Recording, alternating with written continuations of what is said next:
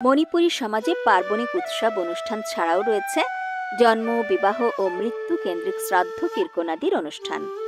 সারা বছর পৌনঃপুনিকভাবে বহু উৎসব ও অনুষ্ঠান লেগেই থাকে।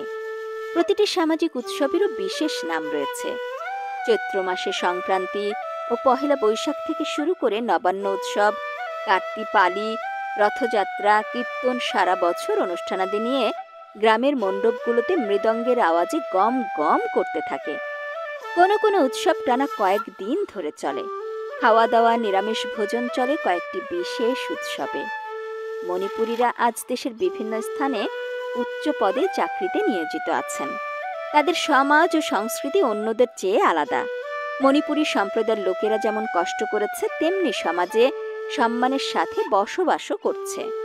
সমাজ জীবনের সংঘবদ্ধ ও অত্যন্ত পরিশ্রমী এই জনগোষ্ঠী তাদের শ্রম ও কর্মকুশলতা দিয়ে জেলা